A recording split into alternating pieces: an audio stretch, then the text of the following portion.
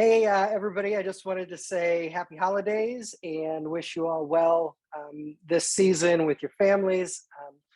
And wanted to share a couple of the things that we're working on. I'm Jon Fawcett. You've probably seen my name around there with the switcher patch or with customtype1.com. Three things that we're working on. One is loop follow. With all the issues that SugarMate's had, we've just exploded with the number of users.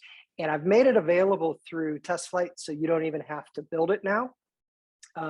If you haven't heard, if you're still looking for an app to follow your kids or an elderly parent that you're watching, feel free to hop over to customtype1.com and fill out the form, and I can get you set up on test flight. The second thing is we're now also working with Robert and Soren, who created the emalinks. And this is super exciting for me because Soren's just one thing after another with new ideas for emalink. The latest, he's got one that's wireless charging and waterproof. I made a video where I threw it in the sink and just bolused underwater. So definitely check those out and keep your eyes on it as another option.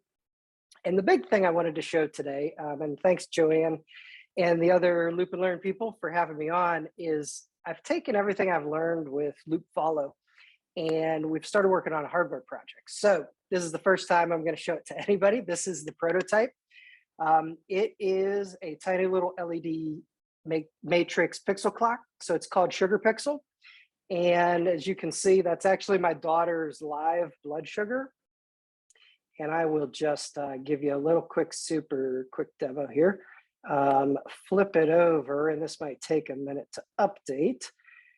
But we've got a bunch of different, essentially clock faces, blood sugar in time, blood sugar with delta.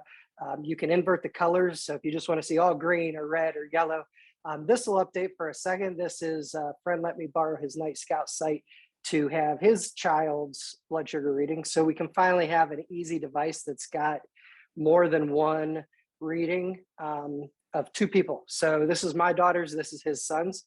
And part of this that we're trying to focus on with this is just the habituation of ignoring the alerts. So we do have a few cool ideas that we'll start announcing as we get a little closer to launching this. To allow you to not have your brain just ignore those alerts at night or reach over and hit a snooze button without even thinking about it, so that the alerts are going to actually wake you up.